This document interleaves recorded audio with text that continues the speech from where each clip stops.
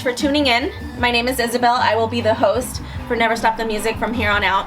As you can see, it's not Noah. Mr. Noah decided he needed to take an early retirement, so that leaves me here. But what perfect timing, because our next guest I've been trying to get a hold of for minus COVID year, about 2 years, but it was worth the wait, guys. You're not gonna believe who's here.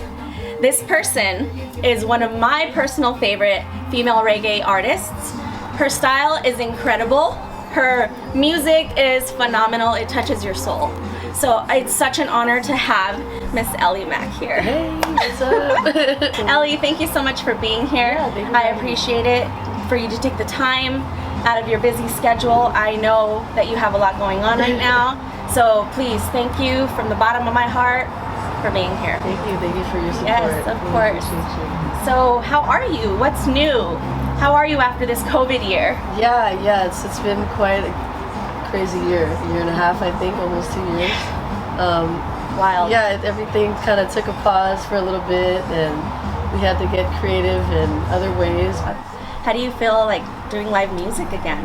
Yeah, it feels great. It honestly, it's kind of feels a little different. Yeah. You know, it's like the people are like so hungry. You know, everybody's like, if it has a different energy now when I hop on that stage. Do you really feel the difference? Yeah, wow. It really does kind of feel a little different, and it's been great to be back. That's awesome. I didn't even think about that. Like when I'm asking the question because it must feel insane, but sure. To compare it to like past shows, and like you said, they're hungry. They've been stuck indoors for over a year, and there's nothing like live music. That's incredible that you can notice that and that you have the gift to share. Thank you. Because that's amazing. We can't do it without everyone, without you guys. So I understand that you were born in the Philippines, yes? Yes. But you were raised in Hawaii? I moved to America. I was about 2 years old. Oh wow. I moved to Hawaii. So I was raised in Hawaii from then on.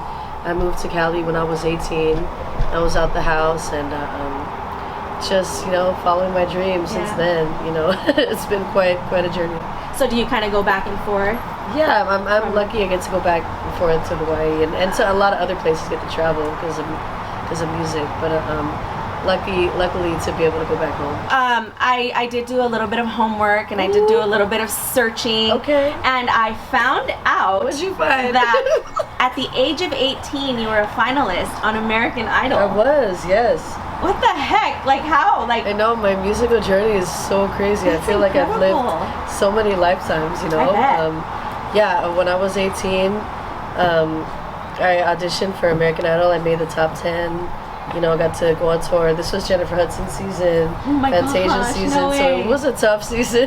But after that, I stayed in Cali, and just been chasing my dreams since then. And record label to record label, major label, indie label, all kinds of labels. And in 2012, I moved back to Hawaii after being in Cali for like maybe almost 10 years. Oh, wow. I lived in New York for about a year in between that time, and just bouncing around, doing the music gypsy life. And then I came back to Hawaii and just kind of reinvented myself. I linked up with my buddy JP from The Green, and we made Dubstop. We made my first album, and it was during a crazy time for me, financially, emotionally, mentally, as a woman, a young woman. And I was able to rebirth myself and change my name, which was my name backwards. My name is Camille. So we took Camille and just flipped it around, which became Eli-Mac, and Eli-Mac became this this thing for me, which is I want to say an alter ego, but not really, because it's intertwined with everything I am. All my wardrobe, everything, all my videos, it's all my styling, my energy, and but yeah, it's been a cool ride so far. Rad. What an experience. And so I have to ask. So Simon, okay, do you recall him ever saying something that still sticks out in your mind? Because obviously, I mean, I would imagine he means well by his constructive criticism, but did anything stay with you? Yeah, actually, prior to American Idol, I had only been on stage one time prior to that. Oh, no way. So it was a really brand new thing for me.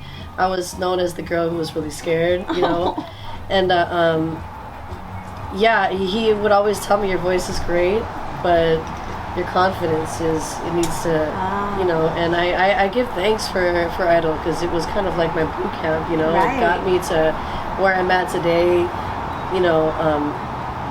I learned a lot, you know what I'm saying? Yeah. So it was cool. It was cool. Yeah. I can imagine, especially since you were so young. Oh my gosh, yeah.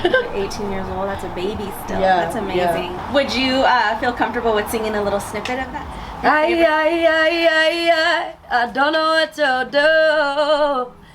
When the when the dubs come, yeah. I said I don't know what to do when the dope stops. No, I said I don't know what to do when the dope stops. No, yeah. Wow, I'm seriously like, I'm a little starstruck. I'm not gonna lie. Shucks. I'm starstruck. I even told myself, I said, you know what, I'm gonna keep my notes here, because I already know, like, I'm gonna be fangirling. You're so sweet. So, when I think of music, my go-to is the lyrics. Yeah. I'm like, I love the sound, I love the beat. That's great, but it's the words, the lyrics that touch me. For sure. So, what normally inspires you to write? Yeah. Wow. Shucks. Sometimes it's just that time in my life. It's usually emotional based. I have a tough time, or I have an incident that happens. Lately I've been trying to just write and not rely on a situation or something to happen. Right. But I feel like it just comes. Yeah. It just kind of flows. You also have to push yourself too. I gotta push myself to get on my piano and just vibe out and give myself some time every day to just be creative and kind of dig deep.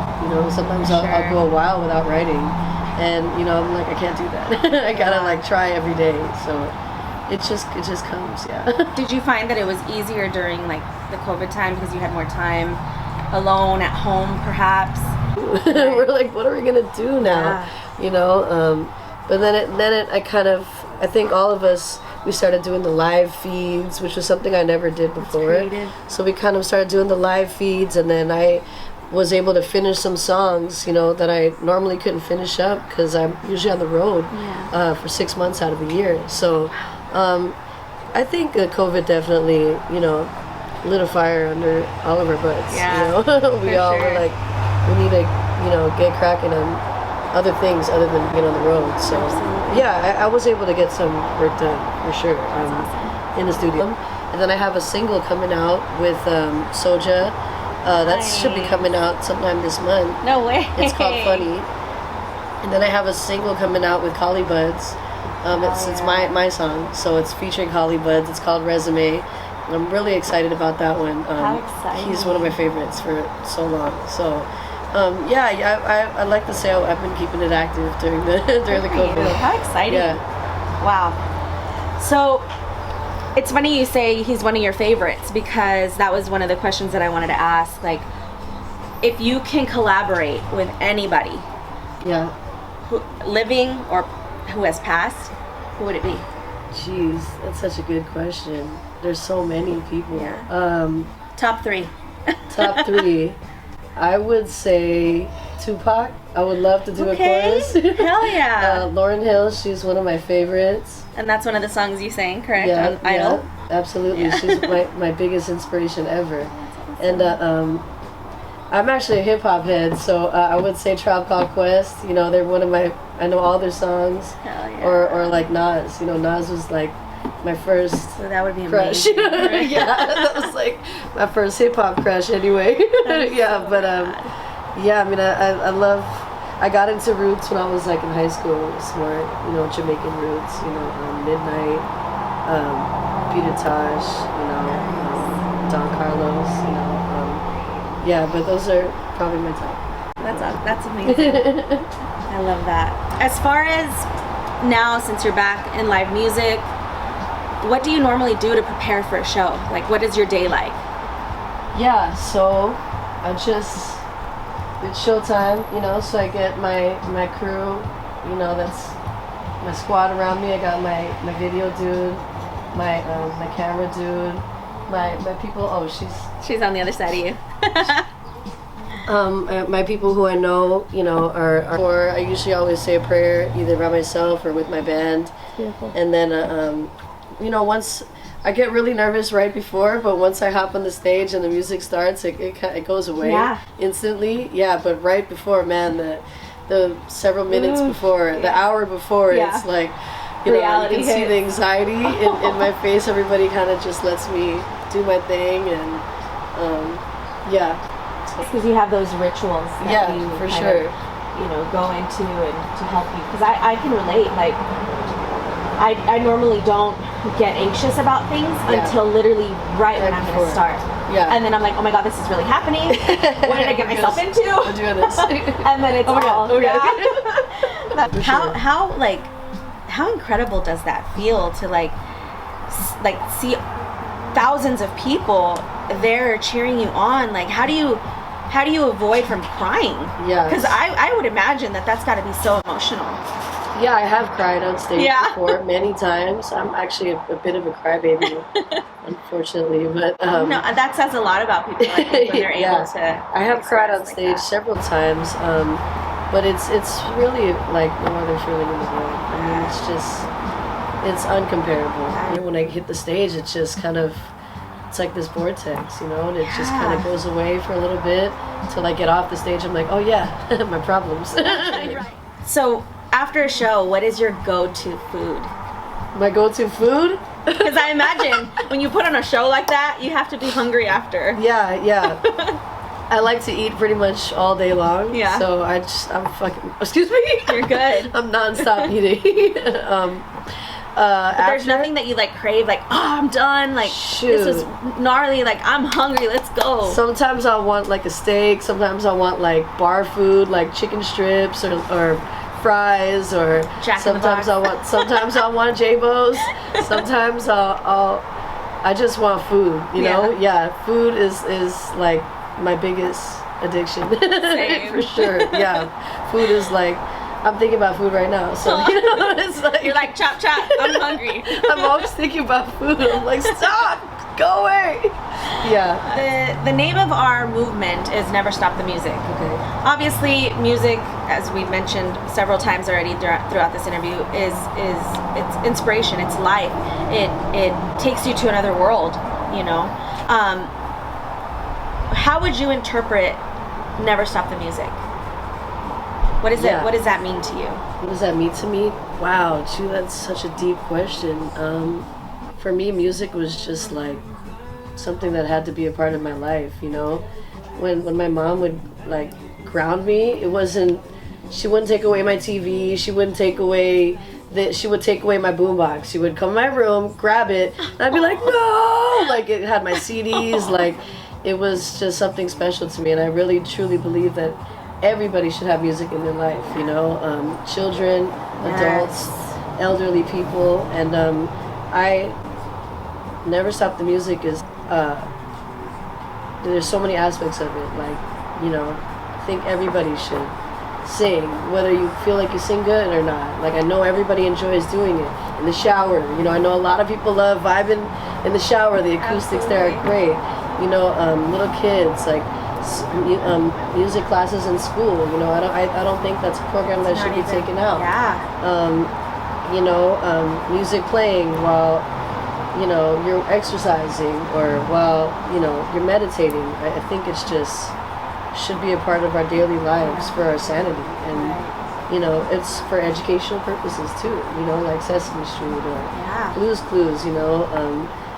Music, I think, helps everyone. Yeah, especially I feel like I said again, after a year that we had, how mental illness is on the rise. Yeah, absolutely. And it's so important that people shift their focus. I feel like music is that thing for so many people where they're able to escape, you know, from their day to day and get lost in the lyrics, you know, the sound.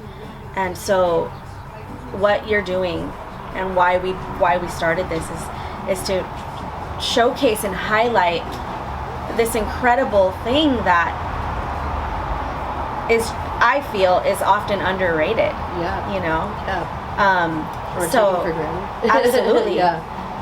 So I can't be more grateful to have you here, to share a little bit with us about your experiences. We wish you the best. So we're so thankful that you do what you do and that you push out all that positive energy that this world so much needs. Yeah, try my best. Yes. Yeah. Is there anything you would like to share? You know, just thank you so much. Thank you for your support, for all of us artists. You know, like I said, we can't do this without you guys, and you know, we're all in this together. Absolutely. And it's just such a blessing to have you, and to all my fans, everybody who's just, you know, got my back, and all the love and support. It means everything to me, and you know, like I said, I'm nothing without all of you. So thank you so much, and bless you all. Amazing. Guys, this is Eli-Mac. Isabel.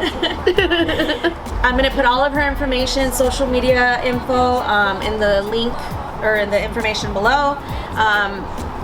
Please follow, show some love. Yes. Thank you so much. Thank you. Thank you, girl. Peace. Aloha. No blind, no music is pain. I swear